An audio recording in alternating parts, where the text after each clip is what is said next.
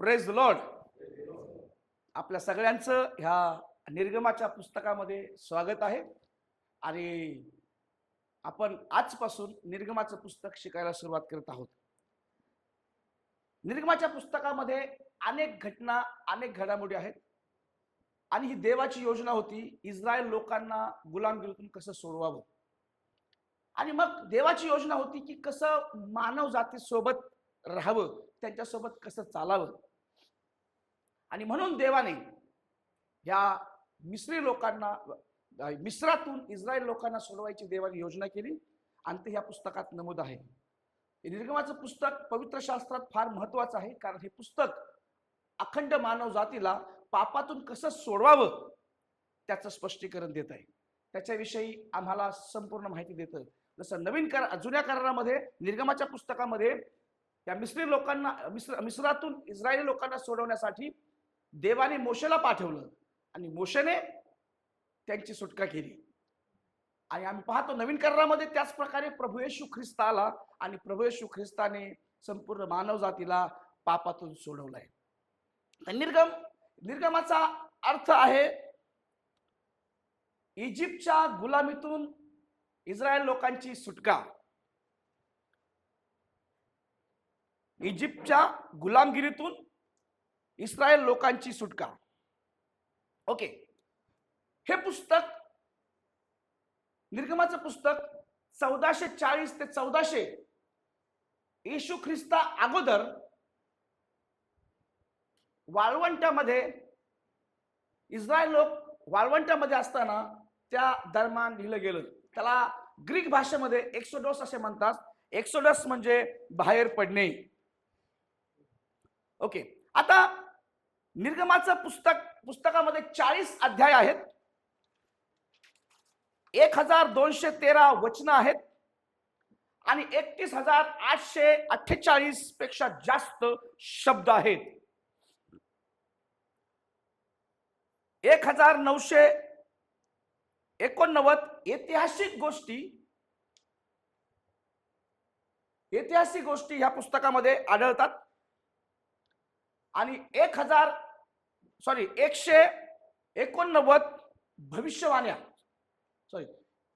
189 भविष्यवाण्या, 10 पिढा, 10 आज्ञा, असे अनेक ऐतिहासिक घटना, भविष्यवाण्या ह्या निर्गमाच्या पुस्तकामध्ये आहेत. 727 आज्ञा आहेत आणि 28 पेक्षा जास्त करार त्या शास्त्र भागामध्ये आम्हाला पाहायला मिळतात. सिनाय पर्वतावर झालेले करार, अब्रामिक करार, मोझाईक करार, अनेक करार ह्या शास्त्र भागामध्ये, ह्या निर्गमाच्या पुस्तकामध्ये आम्हाला पाहायला मिळतात. आणि निर्गम 34:4 मध्ये ह्या कराराचं नवीनीकरण आम्हाला पाहायला मिळतं. आणि निर्गमाच्या पुस्तकामध्ये मोशेनी केलेले 35 पेक्षा जास्त महान अद्भुत चमत्कार या शास्त्र भागात आम्हाला पाहायला मिळतात. त्या निर्गमाच्या पुस्तकामध्ये काही भाग आहेत, 2 भाग आहेत. पहिला भाग, पहिल्या अध्यायापासून 19 नंबरच्या वचनामध्ये आम्ही ऐतिहासिक गोष्टी पाहतो, घटना पाहतो. आणि 19 पासून तर 40 पर्यंत इस्रायल लोकांसोबत देव कसा उभा राहिला, त्यांच्यासोबत कसा चालला, ह्या सगळ्या घटना ह्या निर्गमाच्या पुस्तकामध्ये आम्हाला पाहायला मिळतात. ओके,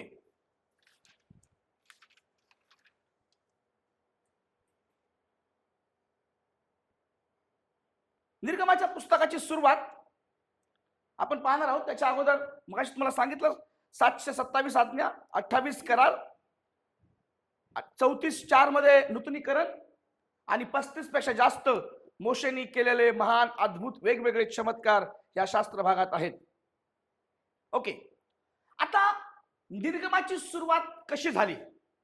किती लोकांना आठवतं की आपण योसेफाचं जीवनचरित्र पाहिलं?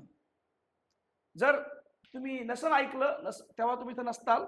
जर तुम्ही नसाल तर कृपा करून YouTube वरती जा आणि योसेफाचं जीवनचरित्र, योसेफाच्या जीवनातून धडे YouTube वरती संपूर्ण त्याचं जीवनचरित्र आहे. माझी विनंती आहे की तुम्ही YouTube वरती जाऊन योसेफाचं जीवन चरित्र, योसेफाच्या जीवनातून धडे, हा विषय तुम्ही पहा.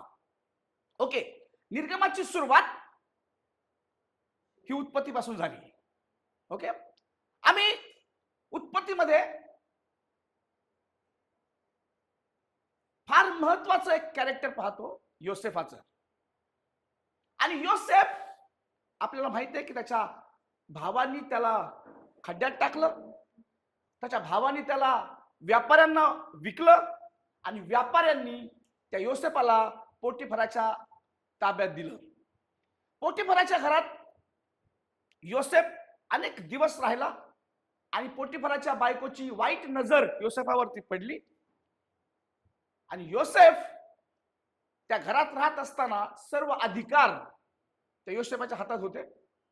आणि योसेफ त्या पोटिफराच्या बायकोला तिच्या मुहाला बळी न पडता तिथून पळून गेला, आणि त्या बाईने त्याच्यावरती आरोप करून पोटिफराने योसेफाला जेलमध्ये टाकले.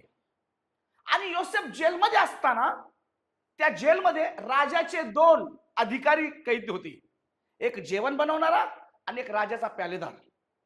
त्या दोघालाही स्वप्न पडलं, एकाच वेळी एकाच दिवशी त्या दोघालाही स्वप्न पडलं. एकाला स्वप्न पडलं की त्याने एक द्राक्षाचा वेल पाहिला, आणि त्या द्राक्षाच्या वेलीला 3 फाटे फुटले, आणि त्याला द्राक्ष आले, पिकलेले द्राक्ष आले, द्राक्ष येऊन ते पिकले, आणि ते द्राक्ष घेऊन त्याने एका ग्लासामध्ये पिळले, आणि तो प्याला त्याने राजाला दिला.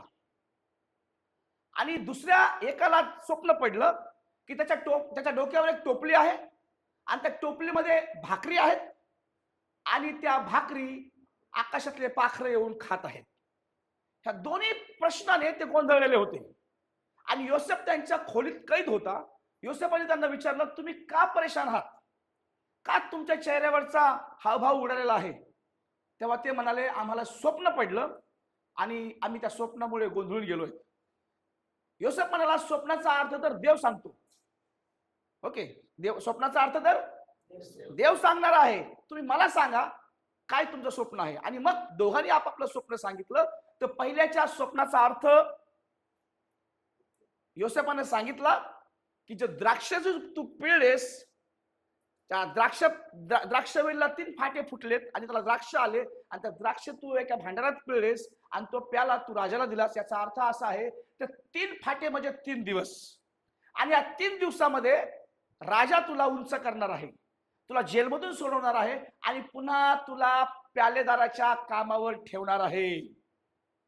आणि दुसऱ्याचं स्वप्न, दुसरा म्हणला, अरे बापरे, इतकं चांगली गोष्ट आहे, मग माझ्या स्वप्नाचा पण अर्थ सांग. आणि त्याच्या स्वप्नाचा अर्थ योसेफाने सांगितला की या 3 टोपल्याच्या डोक्यावरती आहेत, त्याच्यात भाकरी आहेत. याचा अर्थ 3 टोपल्या म्हणजे 3 दिवस, आणि राजा तुला झाडावर फाशी देणार आहे, आणि तुझं मांस आकाशातले पक्षी खाणार आहेत. आणि 3 दिवसाने तसंच घडलं. त्या पहिल्या प्यालेदाराला राजाने कामावरती ठेवलं प्यालेदार म्हणून, आणि दुसऱ्याला फाशी दिली, आणि त्याला त्याचं मांस पक्ष्यांनी खाल्लं. स्वप्न पूर्ण झालं. काही दिवसाच्या नंतर फारो राजाला स्वप्न पडलं, आणि ते स्वप्न फार आगळं वेगळं होतं. त्या स्वप्नाचा अर्थ फार वेगळा होता. जर तुम्ही उत्पत्तीचं पुस्तक 41 नंबरचा अध्याय आणि 14 ते 36 मध्ये जर वाचलं तर योसेफाचं स्वप्न आहे. आणि 40व्या अध्यायामध्ये जे 2 कैदीमध्ये होते राजाचे अधिकारी, त्यांचं स्वप्न आहे. कृपा करून तुम्ही वाचा. मी जे काही सांगत आहे तुम्ही बायबल खोलून बघा आणि वाचा. बिरुया मंडळीतल्या लोकांसारखं तुम्ही व्हा. मी जे सांगत आहे, देवाचं वचन शिकवत आहे, कृपा करून तुम्ही बायबल खोलून बघा, त्याच्यात खरं आहे का, सत्य आहे का. ओके सर, 41व्या अध्यायामध्ये आम्ही फारोला पडलेलं स्वप्न वाचतो. आणि त्याच्या फारोला जे स्वप्न पडलं, फारो म्हणतो की मला एक स्वप्न पडलं, त्या स्वप्नात तो गोंधळून गेला. त्याचा अर्थ काय असेल?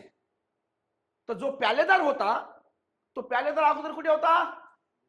जेलमध्ये होता. कुणासोबत होता? त्याला स्वप्न काय पडलं होतं? त्याला पुन्हा कसं कामावर ठेवणार? द्राक्षाची वेल 3 दिवस त्यांनी रस पिळला आणि राजाला दिला, बरोबर. आणि त्याच्यामुळे तो तिथे पुन्हा कामावर राहिला. त्या प्यालेदाराने राजाला सांगितलं माझ्या स्वप्नाचा अर्थ मी जेलमध्ये असताना एका तरुणाने सांगितला, त्याचं नाव योसेफ आहे. आणि मग राजा म्हटला की त्या योसेफाला घेऊन या. आणि त्या योसेफाने, त्या राजानं, त्या फारोनं स्वप्न पाहिलेलं योसेफाला सांगितलं. बघा, एक राजा एका कैद्याला स्वप्न सांगत आहे. ओके, फारो म्हणतो मी नील नदीच्या काठावर उभा आहे. कुठे? ओके, नील नदीच्या काठावर उभा आहे आणि त्याच्यातून 7 सुंदर गायी आल्या. 7 सुंदर धष्टपुष्ट गायी आल्या आणि त्या चारा खाऊ लागल्या.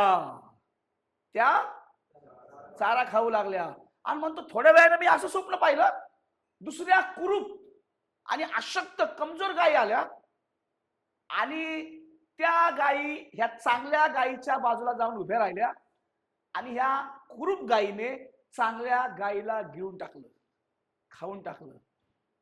राजाला ह्या स्वप्नाचा अर्थ उलगडत नव्हता आणि योसेफ म्हणाला, महाराज,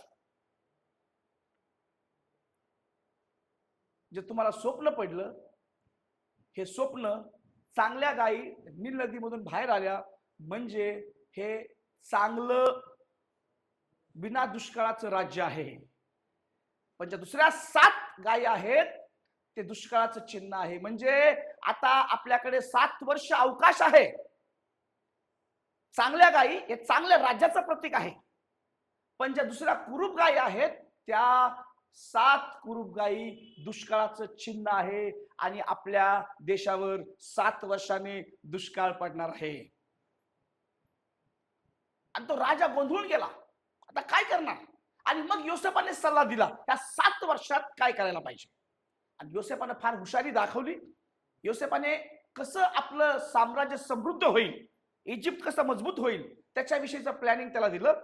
राजा फार खुश झाला आणि आम्ही पाहतो बायबलमध्ये राजा म्हणतो अख्ख्या आमच्या इजिप्तमध्ये ह्या मिस्रामध्ये तुझ्यासारखा बुद्धिमान माणूस कोणी नाही आणि म्हणून हे सगळं काम कोणाला देण्यापेक्षा आजपासून तू अख्ख्या मिस्राचा अधिपती हो.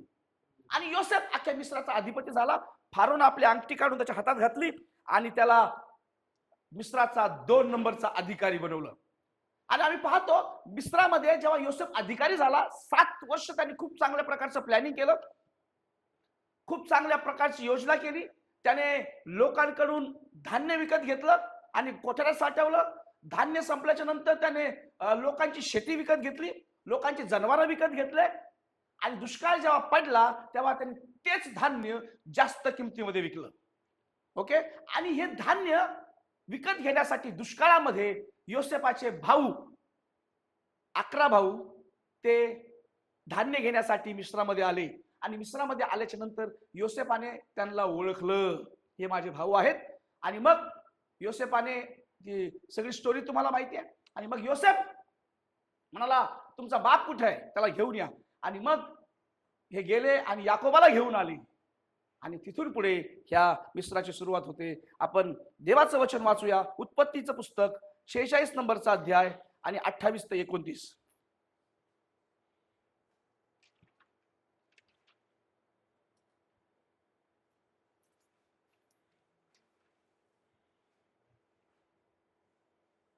योसेफाने गोशेन प्रांताची वाट दाखवावी म्हणून याकोबाने यहूदाला आपल्यापुढे त्याच्याकडे पाठवले. त्याप्रमाणे ते गोशेन प्रांतात आले. 29.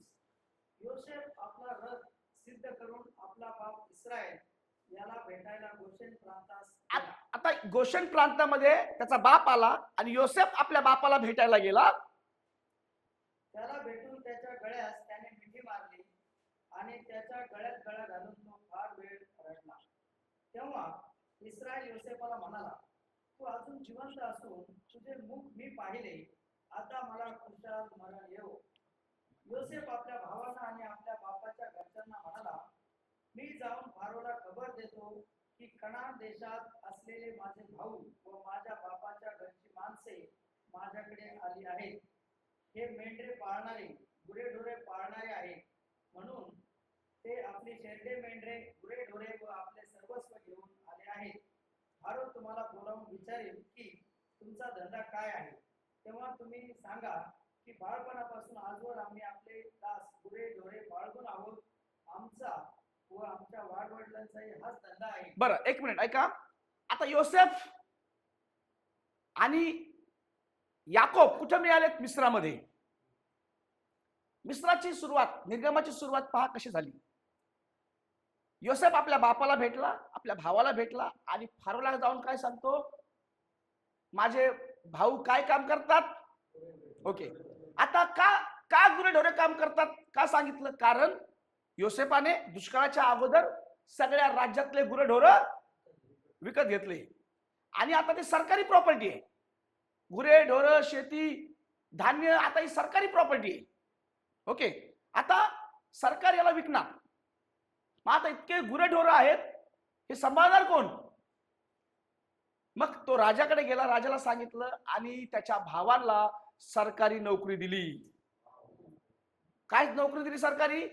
दूध काढा, दूध विका, लोणी खा, दही खा, धष्टपुष्ट व्हा. हॅलो. सुंदर प्रकारची योजना योसेफाने केली आणि त्याच्या भावाला सरकारी नोकरी लावून दिली मिस्रातली. आणि त्यांनी दुधाचा व्यापार केला है ना. त्या लोकांनी दुधापासून दही, दह्यापासून लोणी खाऊन दष्टपुष्ट झाले, ताकदवार झाले आणि त्यांची संख्या वाढत गेली. ओके. उत्पत्तीचं पुस्तक 46 नंबरचा अध्याय आणि 27 नंबरचं वचन वाचूया. आता बघा किती लोक मिस्रामध्ये आलेत. उत्पत्ती मिसर देशात झालेले 2 मुलगे, हा, मिसर देशात झालेले 2 मुलगे हे मिळून याकोबाच्या घराण्यातले मिसर देशात आले ते एकंदर 70 जण. बरं, किती लोक आले? 70. उत्पत्तीचं पुस्तक इथं बघा, इथं लिहून दिलं मी. उत्पत्ती 46, 27. किती लोक आले? 70. मिस्रात किती लोक आले? 70. ओके. 70 लोक मिस्रात आलेत आणि हे 70 लोक अख्ख्या मिस्रामध्ये पसरलेत, शक्तिशाली झाले, ताकदवार झालेत. ओके. आता कोण कसं कसं आलंय आपण तेवढं थोडक्यात पाहूया. हे मिस्रात आले. उत्पत्ती 46, 11 वाचूया आपण अगोदर. बरं, ओके. कोण कोण आले आपण बघूया. हॅलो. त्याचे मेन मुलं कोण होते? रुबेन, शिमोन. एक याकोबाच्या 12 मुलांची नावं सांगा.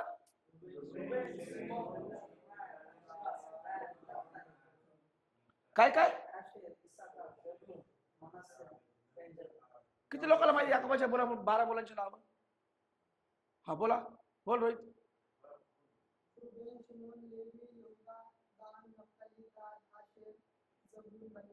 Okay okay.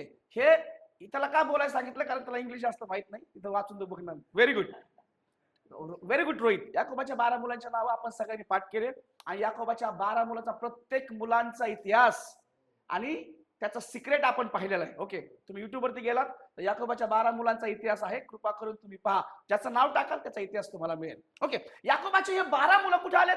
पहिला योसेफ तर इजिप्त मध्ये होताच, बाकीचे 11 मुलं इजिप्त मध्ये आलेत, मिस्रामध्ये आलेत. ओके.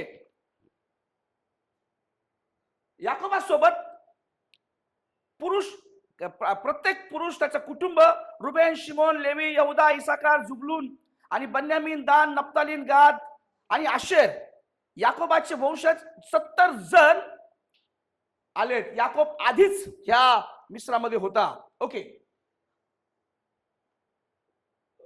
अनुवाद 10-22 पण वाचा.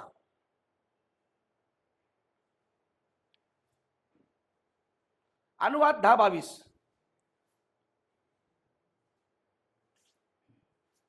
तुझे पूर्वज मिसर देशात गेले तेव्हा ते 70 जण होते. ओके. बस. किती जण होते? 70 जण होते. हे कुठे लिहिलंय? ओके. अनुवादच्या पुस्तकात आम्हाला पुरावा आहे की मिसर देशात गेलेल्या लोकांची संख्या किती होती? लक्षात ठेवा, 70 नंबर लक्षात ठेवा. ओके. उत्पत्ती निर्गम 1:5 मध्ये पण त्याचा उल्लेख आहे. वाचूया आपण.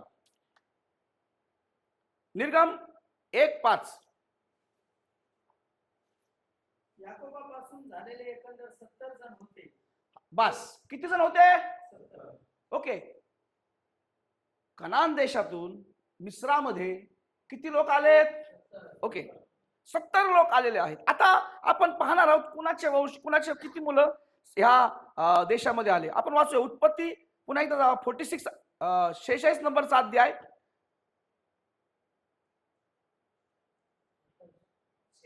46 नंबरचा अध्याय. ओके, लक्ष द्या आता इकडे, तुम्ही घरी जाऊन वाचा त्याला. 70 लोकांची विभागणी कशी आहे? लियाचे मुलं 33. लिया कोण होती माहित आहे? याकोबाची पत्नी. लियाचे मुलं किती होते? त्या 70 लोकांपैकी लियाचे मुलं किती? 33. जिल्पाचे मुलं किती? 16. लिहून घ्या. जिल्पाचे मुलं 16, राहेलचे मुलं 14 आणि बिल्लाचे मुलं 7. असे एकूण 70 जण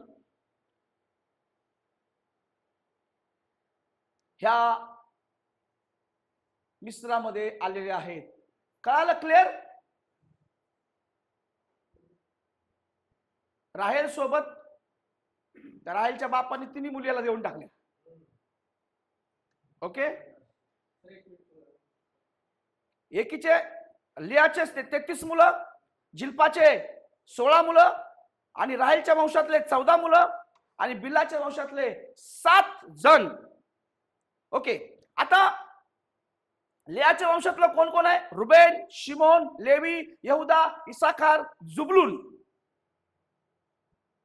आणि दिना. दिनाचा अभ्यास करायचा असेल तर युट्यूब वरती जाऊन दिनाच्या जीवनातून धडे हा विषय तुम्ही शिकू शकता. ओके, कोण कोण आलंय लेयाच्या वंशातून? कोण कोण आलंय? रुबेन, शिमोन, लेवी, यहुदा, इसाखार, जुबलून आणि दिना. हे सर्व मिस्रामध्ये आलेले आहेत. जिल्पाचे कोणते मुलं आहेत? गाद, आशेर आणि त्यांच्या कुटुंबासहित ते मिस्रामध्ये आलेत. राहेलचे वंशापैकी 14 जण, योसेफ, बेंजामिन आणि त्यांचे पुत्र, त्यांचे सगळी टीम, त्यांचे नातरुंड पुत्र सगळे 14 जण मिस्रामध्ये आलेत. आणि बिल्लाचे वंशज दान आणि नप्तालीन त्यांच्या कुटुंबासह ते मिस्रामध्ये आलेले आहेत. क्लिअर? मिस्रात कोण कोण आलंय? 70 लोक. 70 लोक कुणाकुणाच्या कुळातले आलेत? लेयाच्या कुळातले 33, जिल्पाच्या कुळातले 16, राहेलच्या वंशातले 14 आणि बिल्लाच्या वंशातले. बघा बरं टोटल मारून, जर तुमच्याकडे मोबाईल असेल तर सगळ्या कामाला वापरता, ह्या कामाला पण मोबाईल वापरा. ओके, 70 जण. 33 अधिक 16 अधिक 14 अधिक 7, 70 जण ह्या मिस्रामध्ये आलेले आहेत. ओके, आपण अजून एक वचन वाचूया पुराव्यासाठी. उत्पत्ती 46 27 नंबरचं वचन वाचूया. वाचा.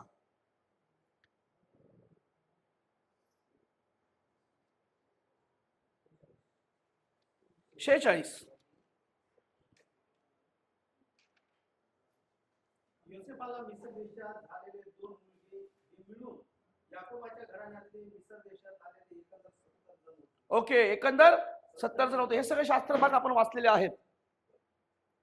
70 जण मिस्रात आले. त्याचं डिव्हिजन आपण पाहिलं, त्याची विभागणी आपण पाहिली की ते मिस्रामध्ये कसे आले. ओके, याकोबाच्या 12 मुलांपैकी योसेफ मिस्रामध्ये होता आणि 11 जणांचे कुटुंब मिस्रामध्ये आले आणि ते मिळून टोटल 70 जण असे होते. ओके, फार महत्वाचं, लक्षात घ्या. आता पुन्हा एकदा वचनासहित आपण बघूया कोण कोणाचे मुलगे होते. याकोब आणि लेया यांचा तिसरा मुलगा लेवी. याकोब आणि लेया यांचा तिसरा मुलगा लेवी. आपण वाचूया उत्पत्ती 29-34. कुणीतरी वाचा पटापट. उत्पत्ती 29-34. ती पुन्हा गर्भवती होऊन तिला मुलगा झाला. हा, तेव्हा ती म्हणाली, हा. आता 3 मुलगे झाले. हा, आता तरी माझा नवरा माझ्याशी मिळून राहील, म्हणून तिने त्याचे नाव लेवी ठेवले. ओके, लेवी कितवा मुलगा आहे लेयाचा? असं बायबलमध्ये स्पष्ट आहे. हा याकोब आणि लेयाचा तिसरा मुलगा लेवी हा मिस्रामध्ये आलेला आहे. ओके, ऐकून घ्या. आता तुम्हाला मी थोडा इतिहास सांगत आहे. लेवी आला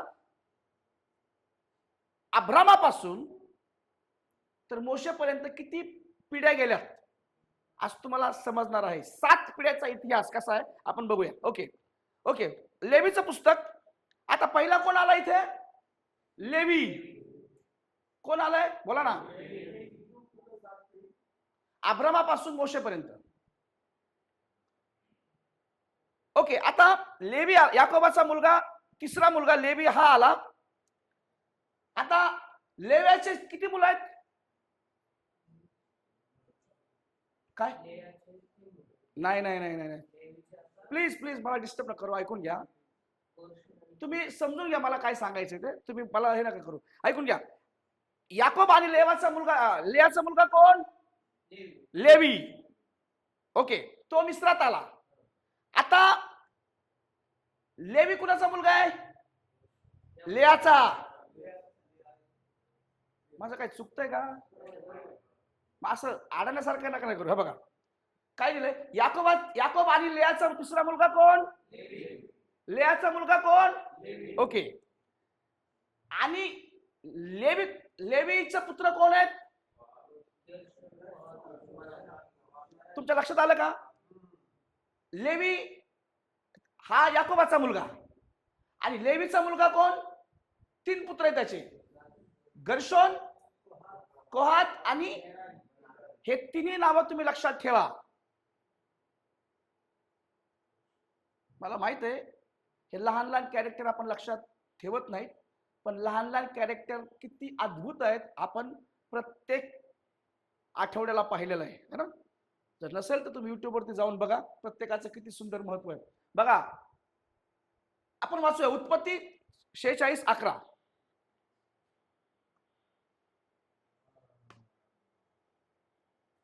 वाचा ना. लेवीचे मुलगे गेर्शोन, कहात, मरारी. ओके हे लेवीचे मुलं आहेत. कुणाचे? ओके लेवी कुणाचा मुलगा आहे? लेया आणि याकोबाचा मुलगा. याकोबाचा मुलगा लेवी आणि लेव्याचे मुलं 3.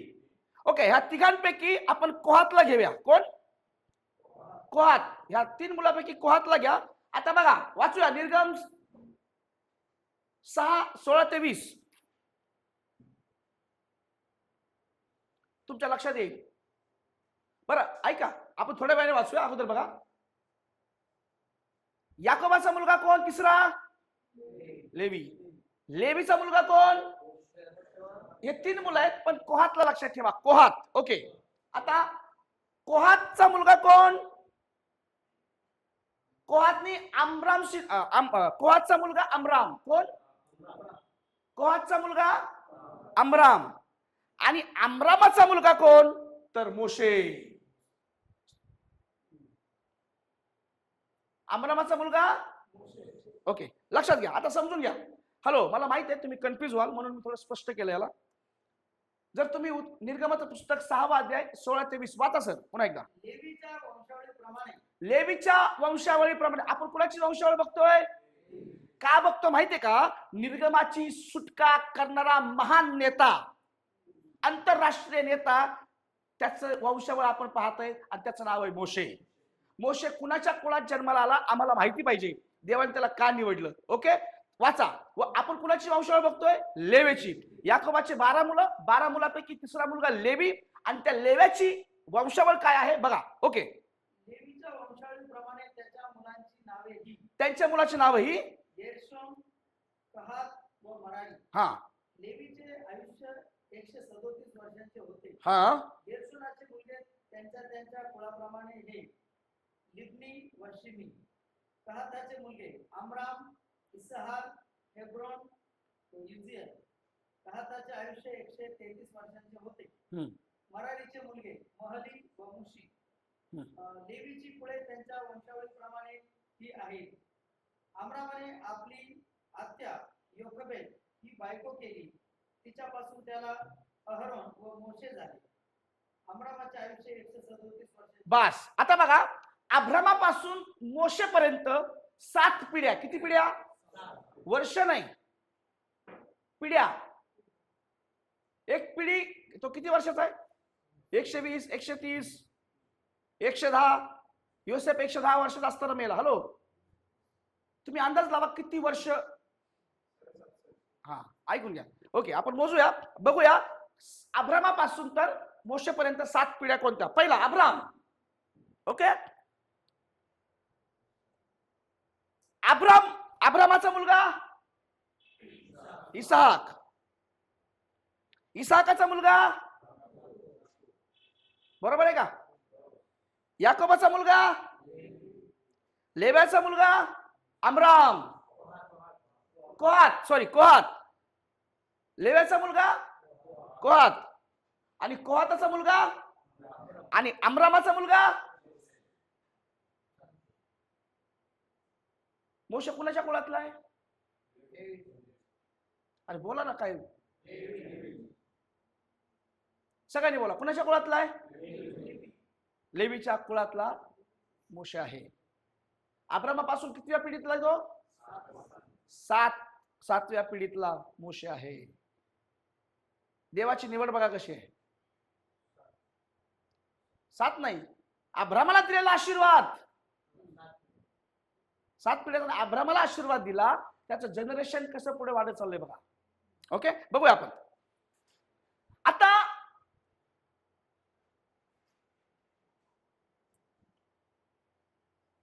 उत्पत्ती आणि निर्गमामध्ये किती वर्षाचा गॅप आहे माहिती का?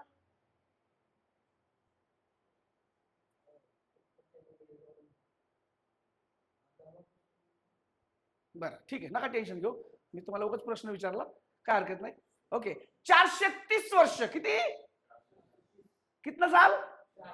ओके, 430 वर्ष हे इस्रायली लोक मिस्राच्या गुलामीत होते. बघूया आपण पुरावे पण बघूया. अगोदर बघा, ओके, निर्गमाचं पुस्तक पहिला अध्याय 7वं वचन वाचा.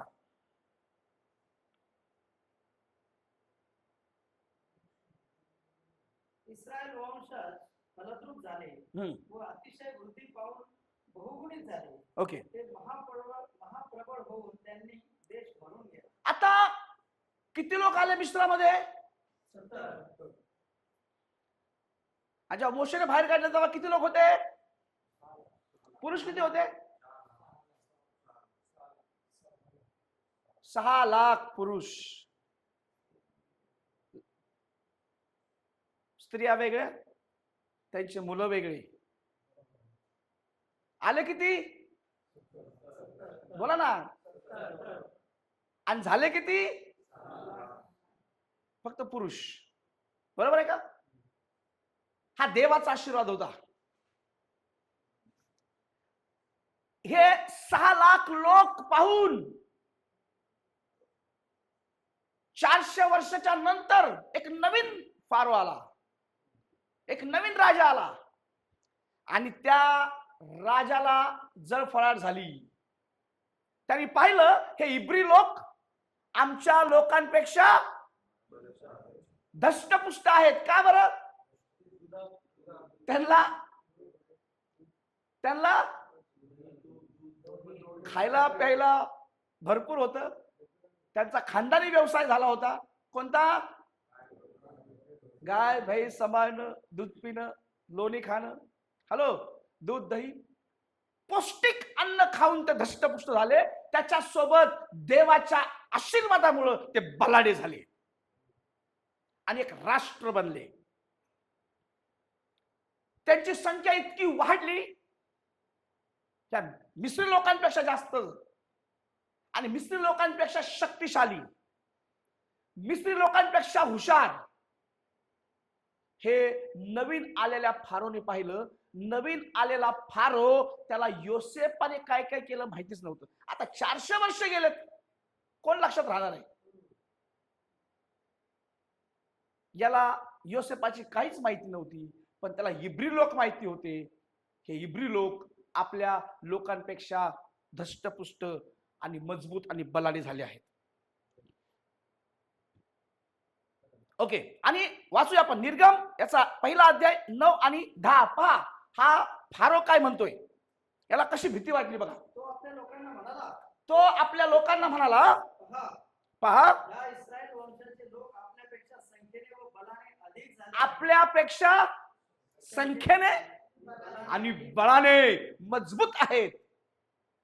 तर चला तर चला आपण त्यांच्याशी धूर्तपणाने धूर्तपणाने वागू, आपण त्यांच्याशी धूर्तपणाने वागू, नाहीतर ते संख्येने फार वाढतील नाहीतर ते संख्येने फार वाढतील वाढतील. आणि एखादा युद्धाचा प्रसंग आला आणि जर एखादा युद्धाचा प्रसंग आला, म्हणजे ते आपल्या शत्रूंना सामील होऊन आ- आपल्याशी कदाचित आपल्या शत्रूला सामोरे जाऊन त्यांच्यासोबत मिळून आपल्यावर हल्ले करतील. ही भीती कोणाला वाटली? दुसरा फारो नाही, हा शेवटचा फारो आहे. 400 वर्षात किती फारो झाले? हॅलो, ही भीती त्या फारोला वाटली की हे इस्रायल लोक कितके बलाढ्य होत चाललेत, हे आम्हाला भारी पडतील, हे आम्हाला भारी पडतील आणि आम्हाला संपवतील. आणि त्यांच्या छळाला सुरुवात झाली. काय झालं पुढे वाचा. त्यांनी त्यांच्यावर कामाचा बोजा लादून त्यांना जेरीस आणावे या हेतूने त्यांच्यापासून बिगार काम करून घेणारे मुकादम ठेवले. बर, आता त्यांनी त्यांनी काय केलं, कमिटी बनवली आणि यांना विटा बनवायला लावल्या. जेव्हा जेव्हा तुम्ही वीट बघाल ना, वीट बांधकामाची वीट बघाल, तेव्हा तुम्हाला मिस्रातले हे इस्रायल लोक आठवायला पाहिजे. इटाची सुरुवात कुठे झाली? मिस्रातला व्यवसाय झाला. घर बांधून घेतले त्यांनी, पिरामिड्स बांधून घेतले त्यांनी. ओके, जेव्हा जेव्हा तुम्ही ईट बघाल तुम्हाला काय आठवायला पाहिजे? देवाचे लोक मिस्रामध्ये गुलाम होते. त्यांना कामाला कष्ट करावे लागले. फारोने त्यांना भयानक यातना दिल्या, आराम दिला नाही, कामावर काम दिलं. किती वर्ष? 430 वर्ष. आपण बायबल मधून तुम्हाला पुरावा देतो. सगळं कुणीतरी वाचा, निर्गम 12:40 आणि 41. निर्गम 12. इस्रायल लोकांना मिस्र देशातून राहून 430 वर्ष लोटली होती. बस, किती वर्ष? आता समजलं किती वर्ष होते ते? सगळ्यांनी बोला, किती वर्ष? कोण होत? कोण होत? कुणाच्या गुलामीत होते? कोणत्या जागेवर होते? ओके, 430 वर्ष गुलामीत होते, असा आम्हाला बायबल मध्ये पुरावा आहे. ओके, गलतीकरास पत्र 3 अध्याय आणि 17 नंबरचं वचन वाचा.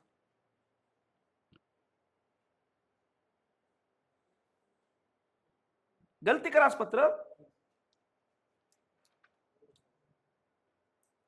मी असे म्हणतो की देवाने अगोदरच ख्रिस्ताच्या ठाई कायम केलेला करार 430 वर्षानंतर झालेल्या नियमशास्त्रामुळे संपुष्टात येऊन त्यामुळे अभिवचन रद्द होत नाही. ओके, 430 वर्ष. किती वर्ष? 430. इस्रायली लोक मिस्राच्या गुलामीत होते. आता तुम्हाला प्रश्नाचं उत्तर मिळालं असेल. ओके, 430 वर्षानंतर या नवीन आलेल्या फारोला योसेफ माहिती असणार आहे का? ओके, आणि म्हणून त्याने या इस्रायल लोकांवरती, या इब्री लोकांवरती अन्याय आणि अत्याचार केले. मला तुम्हाला सांगायचं, अशीच भीती आताच्या काही लोकांना वाटत सुटली आहे. यांची संख्या जर वाढली, हे सगळेच जर येशूच्या विश्वासाने झाले, तर हे एक सरकार होऊ शकतात, एक राज्य बनवू शकतात. कारण यांच्याकडं अद्भुत शक्ती आहे. गर्दीच्या गर्दी, लोंढ्याची लोंढे त्यांच्याकडे येत आहेत. हे लोंढे नाही, लोकांचे लोंढे. आणि एक दिवस सर्वची सर्व लोक समुदाय यांच्या देवाच्या मागे चालेल आणि आमचं काहीच चालणार नाही. तुम्हाला समजतं का? मी नाव नाही घेत, व्हिडिओ चालू आहे, पण आज कसली भीती आहे. ये थोड़े, ये बढ़ने के लिए टाइम नहीं लगेगा. ये जो भी है ये शक्तिशाली है. त्यांना आताच दाबून ठेवा त्यांना. आणि म्हणून वेगवेगळे नियम, वेगवेगळे कायदे, वेगवेगळे करार कशाला आणत आहेत? हे वाढू नये म्हणून. समजलं का? समजतं तुम्हाला? हा इतिहास मिस्रातला समोर ठेवा. जसं फारोला वाटत होतं, तसं आता काही लोकांना वाटत आहे. काय वाटत आहे हे एक दिवस वाढतील आणि आम्हाला भारी पडतील आणि ह्या देशाला जगासारखं राज्य बनवतील. जगात जे जास्त आहेत त्यांच्यासारखं यांना बनवतील. मी नाव नाही घेत, तुम्ही समजून घ्या. ही भीती कोणाला आहे? आताच्या काही लोकांना, हुशार लोकांना, बुद्धिमान लोकांना, चाणक्य लोकांना काय भीती आहे? हे वाढत आहेत. अरे हे तर 2025 मध्ये इतके होते, 2026 मध्ये इतके कसे वाढले? ही भीती त्यांच्या साम्राज्यांना हलवणारी आहे. मिस्र लोक का वाढले इजिप्तमध्ये? कारण देवाने त्यांना आशीर्वादित केलं होतं आणि देवाने अब्रामालाच तो आशीर्वाद दिला होता आणि त्याला सांगितलं होतं की तुझी लोकसंख्या वाढणार आहे, बहुगुणित होणार आहे आणि वाढण्याचा आशीर्वाद देवाने अब्रामाला दिला होता. ओके, ठीक आहे, ते वचन मी तुम्हाला सांगेल नंतर. देवाने अब्रामाला तो आशीर्वाद दिला होता आणि आम्ही पाहतो की तो मल्टिप्लाय होण्याचा आशीर्वाद, बहुगुणित होण्याचा आशीर्वाद या इस्रायली लोकांना प्राप्त झालेला आहे.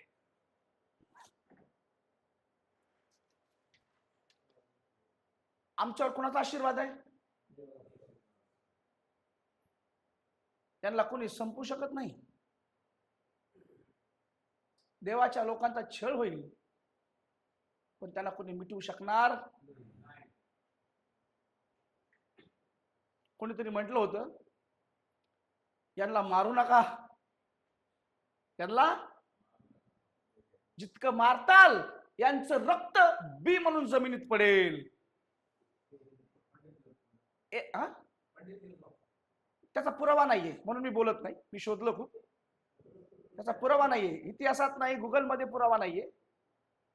डार्केटिस नावाचा माणूस तो बोलला होता 1922 मध्ये, त्याची तो बोललेला तो उल्लेख आहे म्हणून मी त्याचं पण नाव घेणार नव्हतो, पण या पाळक साहेबांमुळे घेतलं है ना.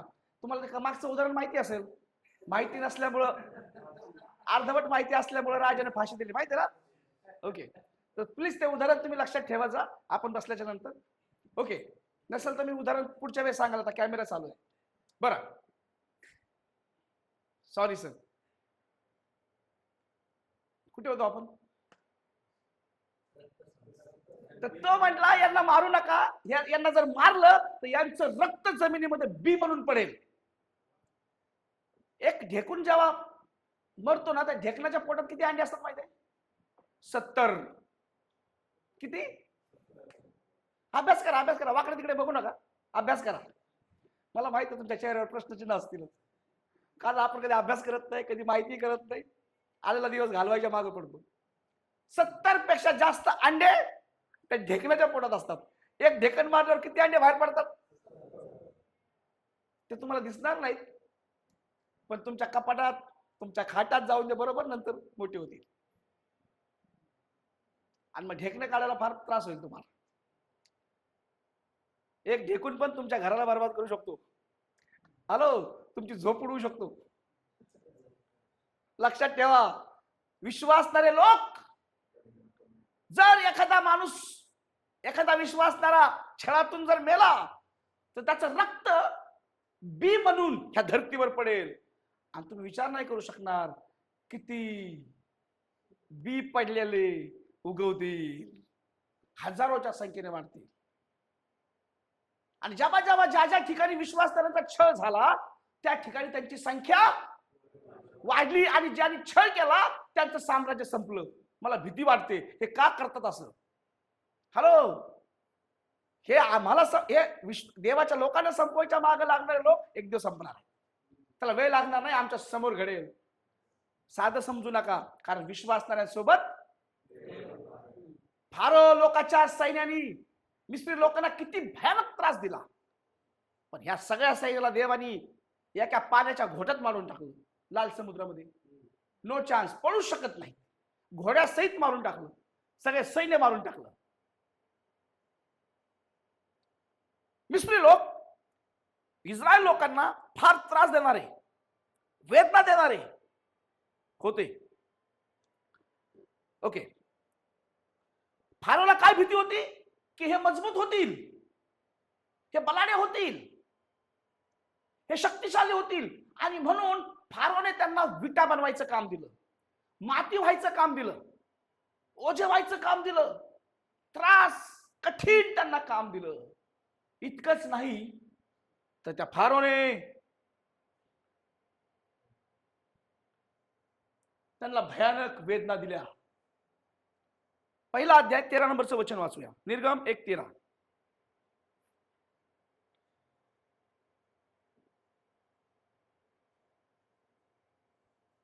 आहे का तुमच्याकडे वचन? बायबल वाचा. मिस्री लोक इस्रायल वंशापासून सक्तीने काम करू घेऊ लागले. हा, काय करू लागले मिस्त्री लोक? सक्तीने काम घेऊ लागले. सक्तीने म्हणजे जुलूम, जबरदस्तीने, अन्यायानं त्यांच्याकडून काम करून घेऊ लागले, त्रास देऊ लागले. आणि त्या भयानक त्रासामध्ये त्यांनी एक मार्ग निवडला. काय मार्ग आहे? वाघमारे पास्टर गुगलवर नाही सापडणार तुम्हाला. असू एक मार्ग त्यांनी शोधला. तो मार्ग काय माहिती का? आज आम्ही विश्वासणारे छळातून जात आहोत, आम्हाला देखील तोच मार्ग निवडायचा आहे. मिस्त्री लोकांमध्ये क्रूरतेची भावना होती. इस्रायल लोक रडत होते, त्रासात होते, त्यांचं ऐकणारं कोणीच नव्हतं. कायदा त्यांच्या विरोधात होता. तेव्हा त्यांनी एक मार्ग स्वीकारला. आम्ही देखील, आमच्यासाठी देखील मार्ग बंद असतील, आमच्यासाठी देखील भीतीचं, तणावाचं, दडपणचं वातावरण असेल, डर का माहौल होगा, काय करावं समजत नाही, कुठे जावं, कोण आमचं ऐकेल. आता ती परिस्थिती आमची आहे. पण आमच्यासाठी खूप सुंदर गुरुकिल्ली देव आज आम्हाला देत आहे. आणि जर आम्ही ती गुरुकिल्ली वापरली, तो मंत्र जर वापरला, मी तुम्हाला सांगतो, ज्या मिस्राची सुटका झाली, त्या मिस्रातून इस्रायलची सुटका झाली, देव त्याच प्रकारे आमची सुटका करेल. आणि ह्या वेदनाने ते पिडलेले, त्या वेदनाने ते त्रासलेले, त्या वेदनाने ते रडत असताना त्यांनी एक मार्ग स्वीकारला. सर प्लीज प्लीज पूर्ण काय पाठीमागे बसा.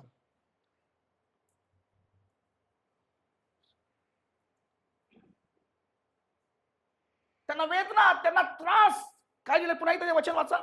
म्हणून मिस्री लोक इस्रायल वंशजापासून सक्तीने काम घेऊ लागले. हा, मिस्त्री लोक इस्रायलापासून सक्तीने काम घेऊ लागले. त्यांना आराम देत नव्हते, व्यवस्थित जेवण देत नव्हते, कामावर काम, भयानक पीडा, भीतीचं वातावरण त्यांनी निर्माण केलं.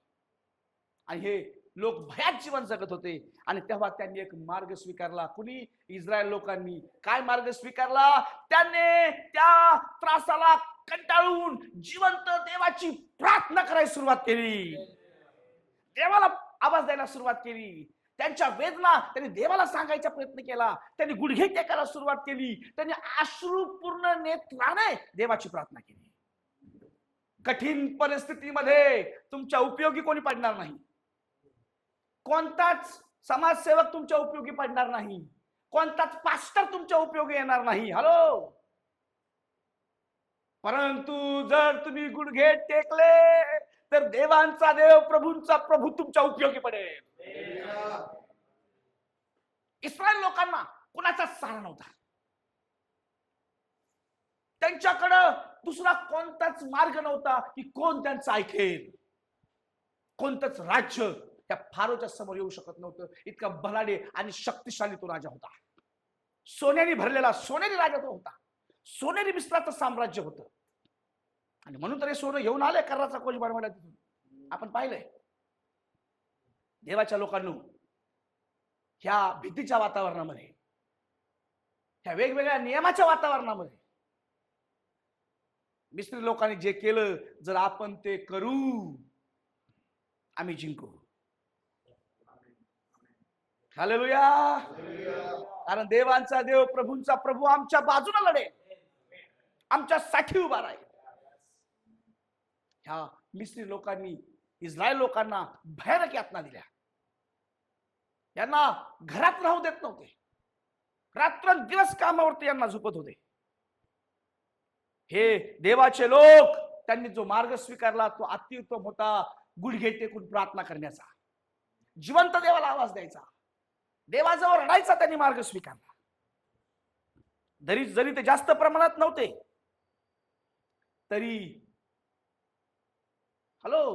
तरी त्यांनी प्रार्थनेचा मार्ग स्वीकारला आणि इस्रायल लोक देवाजवळ रडायला लागले. आमचा संपूर्ण देश, राष्ट्र जेव्हा देवाजवळ रडायला सुरुवात करेल, मी म्हणतो कोण रडू किंवा नाही रडू, आपण सुरुवात करू. आणि हा छळाचा अनुभव प्रत्येकाला येणार आहे. आप किसी के ऊपर आशा मत रखो. गुडघे टेका, उपवास करा, प्रार्थना करा, कोणी उपयोगी पडणार नाही. पण देवांचा देव, प्रभूंचा प्रभू सैन्यासहित तुमच्या बाजूने उभा आहे. या मिस्त्री लोकांनी गुडघे टेकले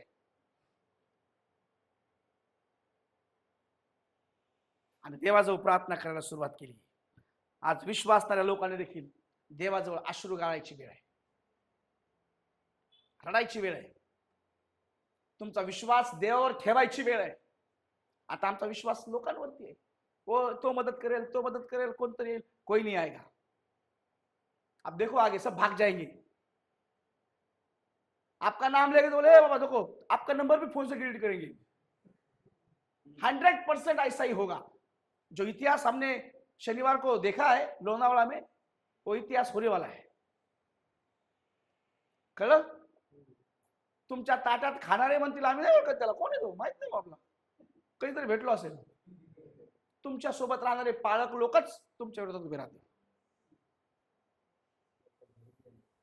तेव्हा तुम्ही काय कराल? एकच काम करा जे ह्या मिस्त्री लोकांनी केलं.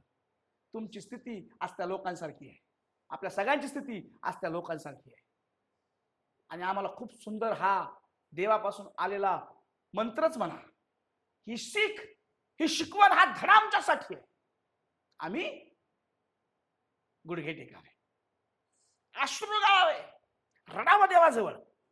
माणसाजवळ रडण्यापेक्षा तुम्ही जर कोणा माणसाजवळ रडलात ना, आप कोई व्यक्ति के पास रोगे ना, तर काय त्याला अक्कल आहे का माझ्याजवळ येऊन रडते? वो 10 जगह पे बताएगा. आपके आंसुओं की मजाक उड़ाएगा. बोलेगा डर गए, क्या बोलेंगे लोग? लय शानपणा करायचं ना, बरं असंच पाहिजे, हमारे खिलाफ खड़े होंगे, बाहर चर्चा करेंगे.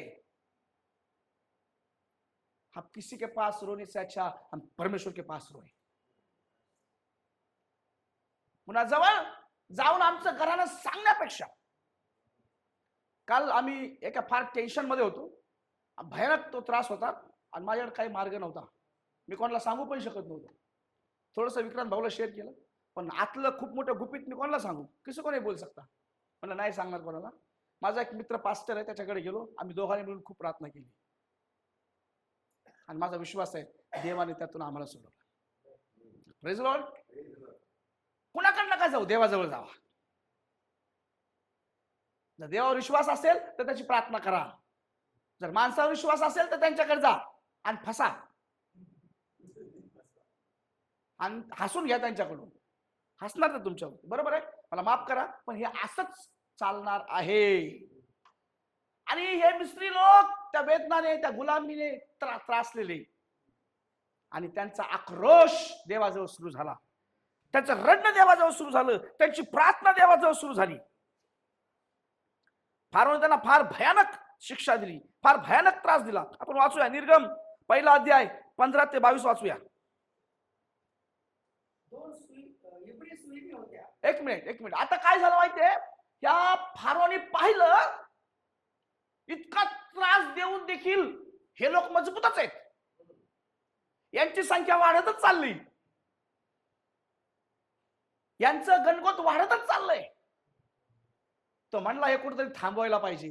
आणि मग फारोने एक युक्ती लढवली आणि ती फार भयानक होती. वाचूया. 2 इब्री सुईणी होत्या. आता 2 इब्री सुईणी म्हणजे पूर्वीच्या काळात डॉक्टर नव्हते, त्या काळात काही म्हाताऱ्या बाया डिलिव्हरी करायला जायच्या. आज पण गावी खेडेगावांमध्ये बाळात पण वयस्कर बाया करतात, बरोबर? ओके.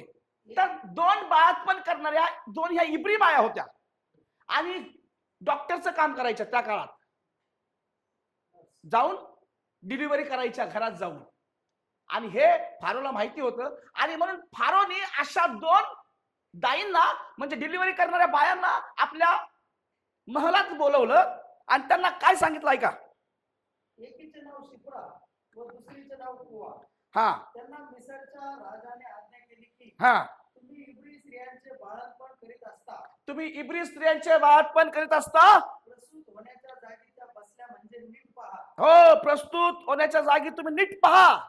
आणि मुलगा असला तर त्याला जिवे मारा, मुलगा असेल तर जिवे मारा, आणि मुलगी असेल तर जिवंत ठेवा. बर. हा सगळ्यात भयानक नियम होता. इस्रायल लोकांना थांबवण्याची ही कडू योजना होती, भयानक योजना होती, गंभीर योजना होती, खतरनाक योजना होती. काय योजना होती? बाळातीन होत असतानाच मुलगा असेल तर तिथंच त्याला मारून टाका, आणि मुलगी असेल तर. का बरं मुलगी? कारण ह्या मुली मोठ्या होतील तेव्हा मिस्रातल्याच मुलांशी लग्न करतील आणि मिस्रातली संतती वाढेल, आणि जर मुला जन्माला घातले तर इब्री संतती वाढेल. आणि म्हणून त्यांनी मुलांना मारण्याचा आदेश दिला, गुपित सांगितलं ह्या दाईंना. पण काय झालं माहितीये का, ह्या ज्या दोन दाया होत्या ह्या जिवंत देवावर विश्वास ठेवणाऱ्या होत्या. काय झालं, वाचा पुढे. त्या स्त्रीनी देवाचे भय बाळगणाऱ्या होत्या, त्या देवाचे भय बाळगणाऱ्या होत्या. म्हणून त्यांनी मिस्री राजाच्या हुकमाप्रमाणे न करता, हॅलो, त्यांनी मिस्री राजाच्या हुकमाप्रमाणे न करता मुलगे ही जिवंत राहू दिले. हॅलो, काय केलं? मुलगेही जिवंत राहू दिले. ह्या बाया फारो राजाच्या मिस्राच्या साम्राज्यामध्ये होत्या आणि हा हुकूम मिस्रातल्या साम्राज्याचा फारो राजा, त्याचा हुकूम होता. त्याचा हुकूम मोडणं म्हणजे मौत को गले लगाना, समजतं? मृत्यूदंडाची शिक्षा. इतका भयानक तो क्रूर राजा होता. त्याला लहान लेकराची दया माया नाही आली. तो म्हणला यांना मारून टाका. ह्या बायांनी त्या मुलांना मारून टाकलं नाही, जिवंत ठेवलं. लक्षात ठेवा, खूप मोठी शिकवण आम्हाला ह्या दायाकडून आहे.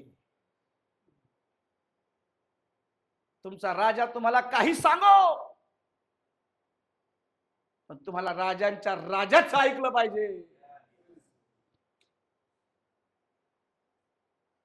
तुम्हाला नियम काही पण सांगो, हे करू नका, ते करू नका, सुवार्थ सांगू नका, चर्च घेऊ नका, गाणे गाऊ नका, प्रार्थना करू नका, हॅलो, तुम्हाला बंधन घालतील.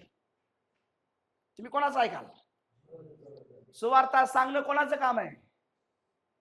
आमचं काम आहे. लोकांचं तारण होणं कोणाचं का? कोण करतंय? देव करतो. तुम्हाला देवाचं काम करायचंय, देवाचं ऐकायचंय का तुमच्या राजाचं ऐकायचंय, हा तुमचा निर्णय आहे. पण ह्या शास्त्रातल्या दोन दायांनी ह्या बाळातपण करणाऱ्या मावशांनी, हॅलो, इतका क्रूर राजा त्याचं नाही ऐकलं, पण देवांचा देव त्याचं त्यांनी ऐकलं आणि मुलांना जिवंत ठेवलं, त्यांना जीवन दिलं. हॅलो, तुम्ही आणि मी हजारो लोकांना सार्वकालिक जीवनाचा मार्ग दाखवणारे लोक आहोत. जर आम्ही सुवार्थ सांगणार नाही तर आम्ही त्या लेकरांना क्रूर रीतीने मारणाऱ्या लोकांसारखे होऊ. आम्ही जर लोकांना वाचवणार नाही म्हणजे आम्ही काय करतो? त्यांना मारून टाकतो. अगर आप लोगों को नहीं बचाओगे तो आप उनको मरने के लिए छोड़ रहे हो. म्हणजे तुम्ही तुमच्या जागतिक राजाचं ऐकत आहात, त्याच्या बंधनात आहात. भीतीपोटी तुम्ही सुवार्थ सांगायची बंद केली, भीतीपोटी तुम्ही आराधना करायची बंद केली, भीतीपोटी तुम्ही देवाची सेवाच बंद केली. ह्या बाया देवाचं ऐकणाऱ्या होत्या, देवावर विश्वास ठेवणाऱ्या होत्या. त्या भयानक छळाच्या दिवसामध्ये त्या दायांचं काम आम्हाला करायचं. ह्या 2 डिलिव्हरी करणाऱ्या मावशांसारखं आम्हाला उभं राहायचंय. मरावं लागलं तरी चालेल, राजा आम्हाला काय शिक्षा देईल चालेल, जेलमध्ये जावं लागलं तरी चालेल, मार खावा लागला तरी चालेल, पण आम्ही ह्या राजाचं नाही तर आमचा देव राजांचा राजा त्याचा ऐकू.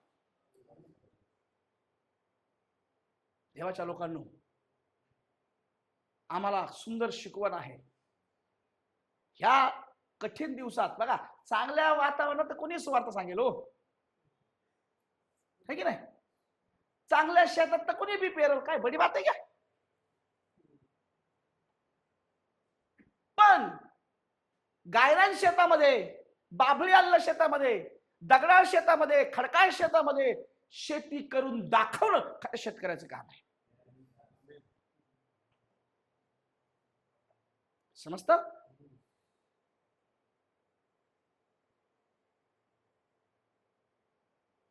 चांगल्या ठिकाणी राहून चांगलं काम करणं सोपं आहे, पण कठीण परिस्थितीमध्ये देवाचे काम करणं ते सगळ्यात महान काम आहे.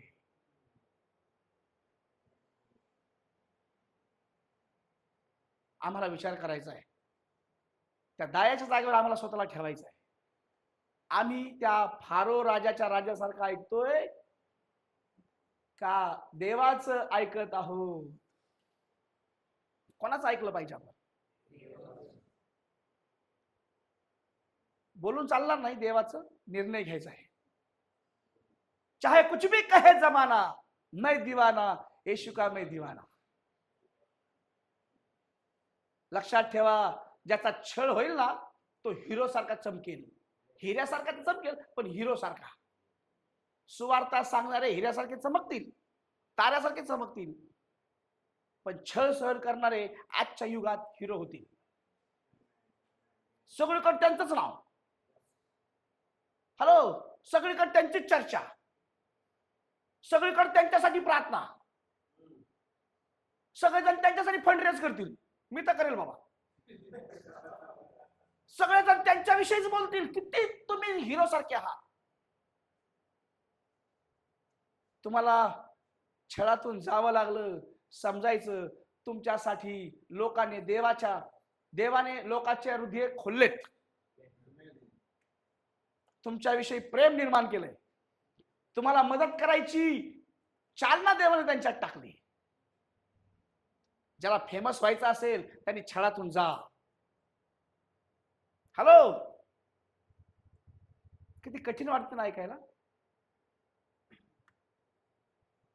काळजी करू नका, आमच्या ग्रुपमध्ये जो छळातून जाईल ना, आम्ही त्याला हिरो करू, त्याला सगळीकडे फेमस करू, सगळ्यांना प्रार्थना करायला सांगू, सगळ्यांना आम्ही म्हणू त्याच्यासाठी मदत करा. हॅलो, छळातून जाताना देव तुमच्या सोबत आहे आणि देवाचे लोक देखील तुमच्या सोबत आहेत. देवाचे लोक जे पास्टर आहेत देवाचे नाही ते पळून जातील, पण जे खरंच ह्या देवाचे नाही परमेश्वराचे लोक असतील तर ते तुमच्या सोबत उभे राहतील. हालेलुया.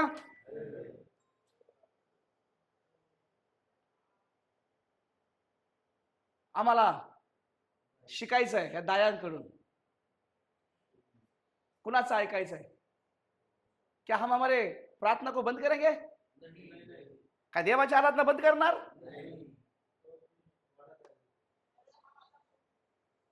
काय आपण देवाची सेवा बंद करणार? काय सुवार्थ सांगणं बंद करणार? नाही म्हणू नका, खरंच करून दाखवा. जब तक प्रभु आपके साथ है ना, किसी में हिम्मत नहीं है आपके बालों को टच करने के लिए, उसकी अनुमति नहीं है, तब तक कोई आपको छू नहीं सकता. समझ लो, खरं की नाही?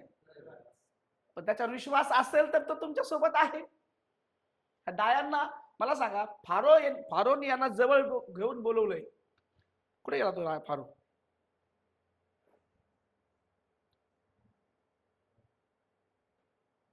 ओके, हे बघा,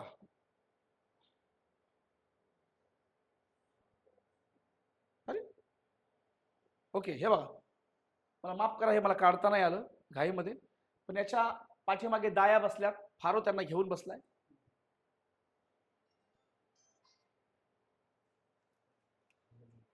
आणि त्यांना जवळ घेऊन सांगत आहे, तुम्हाला काम करायचंय, सर्व मुलांना मारायचंय. त्या बाहेर गेल्या असतील आणि म्हणजे देवा आम्ही तुझ्या विरुद्ध पाप करणार नाही, आम्ही या लोकांना जिवंत ठेवू. त्यांनी त्या राजाचं फरमान फेटाळलं, राजाचं फरमान मानलं नाही, पण देवाचं फरमान मानलं. तुम्हाला माहिती आहे काय झालं? वाचा बरं पुढे. देवाने सुईणीचे कल्याण केले. सुईणीचे कल्याण केले. हॅलो, लक्षात ठेवा, कठीण काळात जर सेवा कराल तुमचं कल्याण होईल. कधी? चांगल्या काळात सेवा केल्यावरती देव आशीर्वाद देईल, पण कठीण काळात सेवा कराल तर कल्याण होईल. इस्रायल लोक तर ज्यांनी ज्यांनी कोविड मध्ये सेवा केली त्यांचं चांगलंच झालंय, ते मेले नाहीत, धनवान झालेत. तुम्हाला माहिती का? मी तर झालो बाबा, देवाने मला खूप आशीर्वाद दिला, कारण खरी सेवा आम्ही लॉकडाऊन मध्ये जास्त केली. कठीण काळात सेवा करणाऱ्या लोकांसाठी मोठं प्रतिफळ आहे. ह्या दायनीनं कठीण काळात भयानक स्थितीमध्ये देवाचं ऐकलं, परमेश्वराचं ऐकलं, त्याची सेवा केली आणि देवाने त्यांचंच कल्याण नाही केलं. पुढे इस्रायल लोक तर बहुगुणित होऊन फार प्रबळ झाले. सर काय सांगा, परत वाचायचा. याबद्दल देवाने सुईणीचे कल्याण केले. सुईणीचे कल्याण केले. इस्रायल लोक तर बहुगुणित होऊन फार प्रबळ झाले. हा, त्या सुईणी देवाचे भय बाळगणाऱ्या होत्या. त्या सुईणी देवाचं भय बाळगणाऱ्या होत्या. त्याने त्यांची घराणे स्थापित केली. देवाने त्यांचं घरानं मरू दिलं नाही, स्थापित केलं. जर तुम्ही देवाची सेवा ह्या भयानक स्थितीमध्ये कराल, देव तुम्हालाही मरू देणार नाही आणि तुमच्या पिढ्यातल्या तुमच्या नातरुंडापर्यंत तुम्हाला जिवंत ठेवल, त्यांना पण मरू देणार नाही. भीती कशाला आपल्याला? आपल्या भीती कसली माहिती? मरायचीच भीती आहे ना, दुसरी कसली भीती आहे? जगात सगळ्यात मोठी भीती कसली आहे? दुसरी कोणती भीती आहे का? सगळेच म्हणतात जातच ना बाबा, सांभाळून जा, गाड्या मोटर बघून जा, आहे की नाही, व्यवस्थित बसून जा. का? गाडीला लटकशील, पडशील, मरशील, संपल. भीती कसली आहे? मरणाची. आणि देव काय आशीर्वाद देतोय? त्या कठीण काळात जर सेवा कराल, कठीण काळात कसली भीती आहे? मरणाची भीती. जेलमध्ये टाकतील, फासावर देतील, गोळ्या घालतील, हीच भीती आहे ना. कशी सेवा करणार? पण या दायनीनं तो विचार नाही केला, मरावं लागलं तरी चालेल पण आम्ही देवाची सेवा करणार. त्या देवाच्या विश्वास नाही होत्याचं शास्त्रात लिहिलंय. त्यांनी देवावरती विश्वास ठेवला, देवाचं ऐकलं आणि म्हणून देवाने त्यांचं कल्याण केलं. हे थोडेसे लोक मिस्राचं साम्राज्य मोठं, सरकार त्यांचं, पण ह्या दोन दायांनी देवाची सेवा केली आणि देवाने त्यांचं कल्याण केलं. ह्या कठीण काळात देवाची सेवा कराल ना, मी म्हणतो सगळं बंद झालं तरी चालेल, पैसे यायचे बंद झाले तरी चालेल, उपाशी राहायची वेळ आली तरी चालेल, पण देवाची सेवा सोडणार नाही आणि कामाला जाणार नाही. देवाचीच सेवा करणार. देवाने तुम्हाला कशाला बोलवलंय? जेव्हा तुम्ही सगळं देवावर डिपेंड राहता, म्हणता देवा जे होईल ते होईल, मी तुझी सेवा करणार, शेवटच्या क्षणाला देव तुम्हाला पुरून उरणारे आशीर्वाद देईल. देवाला संधी द्या त्याला आशीर्वाद देण्याची. तुम्ही स्वतःच प्रयत्न कराल मिळवायचे तर नाही मिळणार. देवाच्या सेवेला नाकारून ह्या दिवसामध्ये जर पळवाटा काढाल तर आशीर्वादापासून लांब पळाल. ह्या दायनीला देवाने आशीर्वाद दिला. का दिला? कारण त्यांनी कठीण काळात देवाजवळ गेल्या, देवाची सेवा केली, देवाची आराधना केली, देवाची भक्ती केली आणि देवाची जी योजना होती ती पूर्ण केली. जीवन दिलं त्यांनी. पळाले नाहीत देवापासून. राजा आम्हाला मारेल, जेलमध्ये टाकेल, फासावर देईल, त्या म्हणल्या चालेल, पण आम्ही आमच्या देवाच्या विरोधात चालणार नाही. आम्ही देवाचं काम करू, देवाची सेवा करू. त्यांनी राजाच्या नियमाचा तिरस्कार केला, राजाच्या आज्ञा मानल्या नाहीत, पण त्यांनी देवाच्या आज्ञा मानल्या. आणि म्हणून देवाने मिस्रातल्या सगळ्या मुलांना वाचवलं. जर तुम्ही निर्णय घ्याल या कठीण काळात आम्ही देवाचं ऐकू, तर देव हजारो लोकांना नरकापासून वाचवेल. हे जे युद्ध चालू आहे, हे बॉम्ब टाकत आहेत, हे कसलं चिन्ह आहे? येशू येण्याचं, येशू येण्याचं चिन्ह आहे. समजतं? येशू येणार आहे आणि जवळ आलंय. मत्ती 24 मधून आपण बघितलं शनिवारी, सॉरी गुरुवारी आपण गेलो लोणावळ्याला, तेव्हा हे येशू येण्याचं चिन्ह आहे. आणि आम्हाला जास्तीत जास्त लोकांना नरकापासून वाचण्याचा मार्ग दाखवायचा आहे. जर तुम्ही दाखवाल ना, देव तुमचंच नाही तर तुमच्या पिढ्यांचं कल्याण करेल, तुमच्या लेकरांचं कल्याण करेल आणि तुमचं कुटुंब वाचवेल, असं शास्त्रात लिहिलंय. बरोबर? एवढे सर पुन्हा एकदा ते वचन वाचा. याबद्दल देवाने सुईणीचे कल्याण केले. सुईणीचे कल्याण केले. इस्रायल लोक तर बहुगुणित होऊन फार प्रबळ झाले. सुईणी देवाचे भय बाळगणाऱ्या होत्या, म्हणून त्याने त्यांची घराणे स्थापित केली. म्हणून देवाने त्यांचं घराणं, सुईणीच्या घराला देवाने आशीर्वाद दिला, कारण त्यांनी लोकांना मरणापासून वाचवलं. तुम्हाला आणि मला हजारो लोकांना मरणापासून, अनंत काळच्या मरणापासून वाचवायचंय, नरकापासून वाचवायचंय. आणि जो ह्या काळात वाचवायचं काम करेल, देव त्याला वाचवेल. समजतं? जो स्वतःला वाचवू पाहिल तो लगेच मरेल. हॅलो, म्हणजे त्याला तो स्वतःला वाचवू नाही शकणार. जो देवाच्या लोकांना वाचवायचा प्रयत्न करेल, देव त्याला वाचवेल. आणि मग फारोला कळालं, ह्या बायांनी माझं ऐकलं, आणि मग फारोने त्यांना बोलवलं. त्यांना बोलवलं. त्या दोघीचं नाव काय होतं? शिप्रा आणि पुआ. ओके. फारोन त्यांना बोलवून काय केलं? वाचा पुढे, 1:15 पासून 22 पर्यंत. सॉरी, 15-16 वाचा.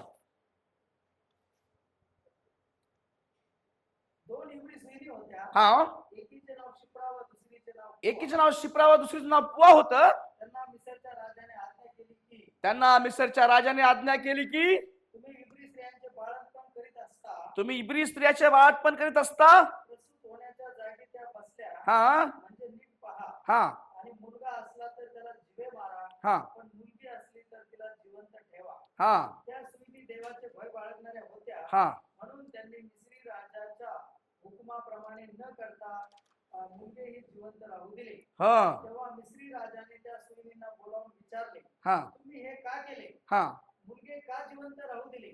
त्या सुईणी फारोला म्हणाल्या, इब्री बायका काही मिस्री बायकाप्रमाणे नाहीत. हा, इब्री बायका काही मिस्री बायकाप्रमाणे नाहीत, त्या फार जोमदार आहेत. आता या राजाने या दोघींना बोलवलं, तुम्ही असं का केलं? त्यांनी उत्तर काय दिलंय? त्या मजबूत आहेत. त्या मजबूत आहेत. आणि सुई दूध, माखन, लोणी खाऊन त्या मजबूत आहेत. मजबूत आहेत. शिजर करायची वेळ लागत नाही त्यांना. हॅलो, विश्वासणाऱ्या स्त्री आहेत त्या. पुढे, आणि सुई जाऊन पोहोचण्यापूर्वीच त्या प्रसूत होतात. हा, आम्ही जाण्याच्या अगोदर त्या डिलिव्हरी होतात. याबद्दल देवाने सुईणींचे कल्याण केले. देवाने सुईणीचं कल्याण केलं. 17 नंबरचं वचन, 17 वाचा ना. त्या सुईणी देवाचे भय बाळगणाऱ्या होत्या, त्या सुईणी देवाचं भय बाळगणाऱ्या होत्या, म्हणून त्यांनी मिस्री राजाच्या हुकुमाप्रमाणे न करता मुलगेही जिवंत राहू दिले. मुलगेही जिवंत राहू दिले. त्यांना, त्या मुलांना त्या बायांनी वाचवलं. सुईणीच्या जागेवर आम्हाला ठेवायचंय आणि हजारो लोकांना वाचवायचंय. ओके. आणि मग फारोला समजलं इथं काहीतरी गडबड आहे. फारोने एक टीम तयार केली. काय केलं? एक टीम तयार केली. त्यांना म्हटलं, सगळ्या लोकांना सांगितलं की आता तुमच्या मुलांना, सगळ्या मुलांना पाण्यात सोडा, नील नदीमध्ये फेकून द्या. राजाचं सैन्य बायकांच्या मुलांना असं ओढून नदीमध्ये फेकत होते. मरणाचं हे मृत्यू का फैमान काय बोलतात त्याला, ही खबर फार भयानक पसरली. ज्या बाया आपल्या बाळांना घेऊन खेळत होत्या, 2 वर्षाचं बाळ, 1 वर्षाचं बाळ, मुलगा, त्यांना आनंद होता आमचा वारसदार आला. पण फारो त्यांना मारत होता. जेव्हा हे फरमान ऐकलं, त्यांच्या हसण्याच्या जागेवर अश्रू येऊ लागले. त्या रडू लागल्या, मोठमोठ्यानं आपल्या लेकरांसाठी आक्रोश करू लागल्या. त्या फारोने भयानक फरमान काढलं आणि मुलांना नदीत फेकावं लागलं. आणि सांगितलं की जा वाचा 22 नंबरचं वचन. तेव्हा फारोने आपल्या सर्व लोकांना आज्ञा केली. फारोने आपल्या सर्व लोकांना आज्ञा केली की जन्मेल तो प्रत्येक मुलगा नदीत टाका. जन्मेल तो प्रत्येक मुलगा नदीत टाका. नदीत टाका. आणि प्रत्येक मुलगी जिवंत ठेवा. हॅलो,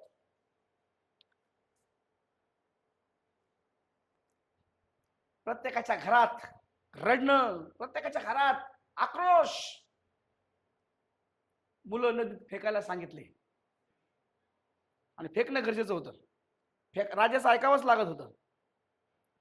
आपण ही घटना जी आहे एका अशीच घटना नवीन करारामध्ये घडली. मत्ती 2:16-18 वाचा.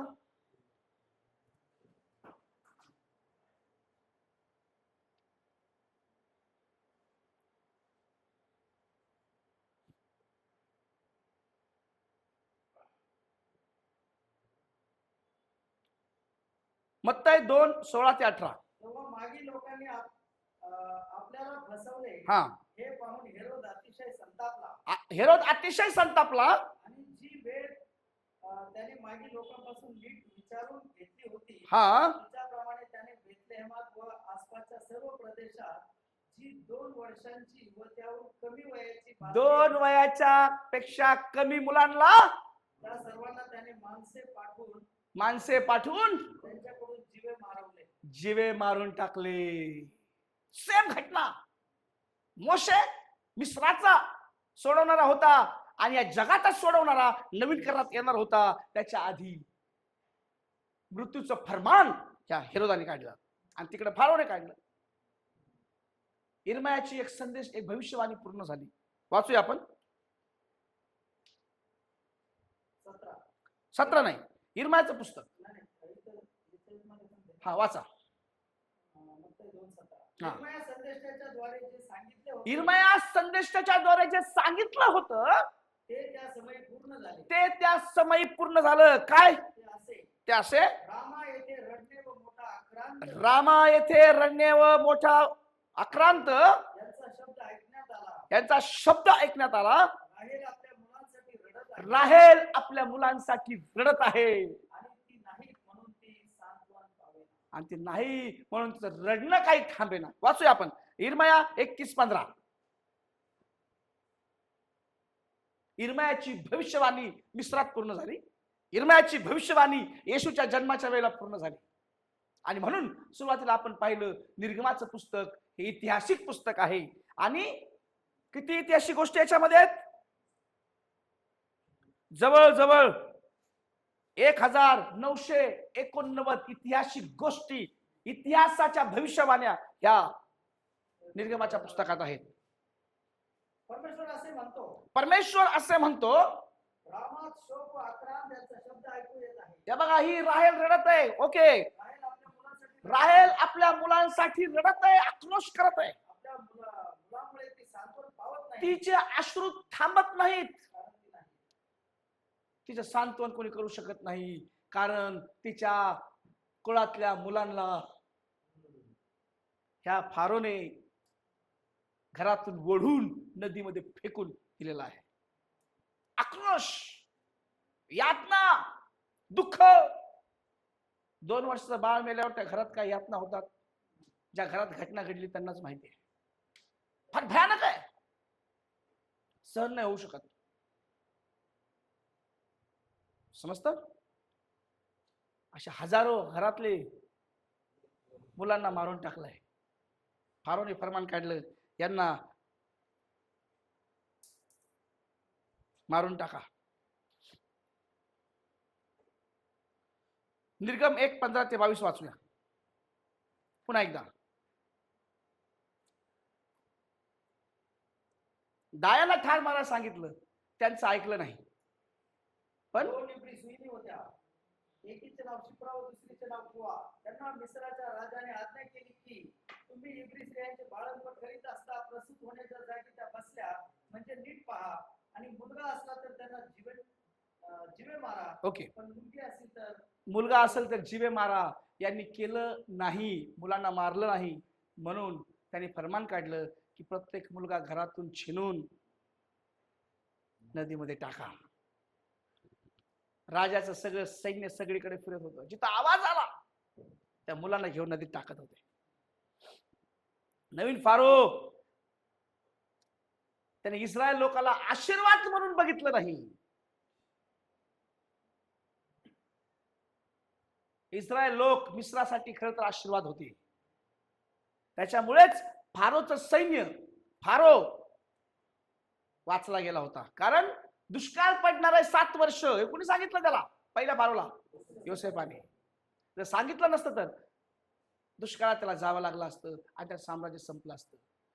इस्रायली लोक मिस्रासाठी आशीर्वाद होते हे त्याला कळलं नाही. आज आमच्या लोकांना हे विश्वासणारे लोक आशीर्वाद आहेत हे समजत नाही. हम हमारे देश के लिए आशीष का कारण है. जर आम्ही संपलो तर ह्या देशातून आशीर्वाद संपतील. समजतं? प्रार्थना करणारच कोण नाही तर. महाराष्ट्रामध्ये ज्या ज्या जिल्ह्यात प्रार्थना होते त्या त्या जिल्ह्यात जास्त पाऊस पडतो आणि तो जिल्हा श्रीमंत आहे. समजतं? ज्या ज्या जिल्ह्यात देवाच्या लोकांना स्थान दिलं तो जिल्हा धनवान आहे, पाऊस आहे तिथं. पण ज्या ज्या जिल्ह्यात प्रार्थना होत नाहीत ना त्याला दुष्काळग्रस्त घोषित करतात. आमचा मराठवाडा. प्रार्थनाच नाही तर पाऊस नाही. या आत्मिक गोष्टी आमच्या लोकांना समजत नाहीत आणि म्हणून प्रत्येक विश्वासणारा हा आशीर्वादाचं कारण आहे. तर सगळ्यांनीच विश्वास ठेवला प्रभू येशू ख्रिस्तावरती तर ह्या देशातून चोऱ्या बंद होतील, मारामाऱ्या बंद होतील, दारूचे धंदे बंद होतील, व्यभिचार बंद होईल. आता बरेच बाबा आलेत ना व्यभिचारी, ते बंद होईल. हॅलो, तुम्ही आणि मी हे देशासाठी आशीर्वाद आहोत. इस्रायली लोक मिस्रासाठी आशीर्वादाचं कारण होते आणि फारोला या इस्रायलला त्यांनी आशीर्वाद म्हणून पाहिलं नाही. त्याला वाटलं की वाढतील आणि आम्हाला धोका होईल आणि म्हणून या फारोनं देवाच्या विरुद्ध बंड केला. हॅलो, जे लोक देवाच्या लोकांच्या विरोधात उभे राहतात ते देवाच्या विरोधात उभे आहेत. त्यांनी कुणाशी पंगा घेतलाय? कुणाची दुश्मनी केली? देवाने ठरवलं हे माझ्या लोकांना त्रास देतोय. देवाने या इस्रायल लोकांचा मिस्रातला आक्रोश पाहिला. देवाने ठरवलं यांचा नाश करणार. आमचा आक्रोश, आमची प्रार्थना देव ऐकेल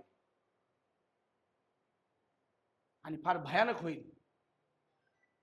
आणि म्हणून हीच प्रार्थना करा, देवा यांचे आत्मिक डोळे उघड आणि आम्ही या देशासाठी श्राप नाहीत तर आम्ही या देशासाठी आशीर्वाद आहोत यांना समजू दे.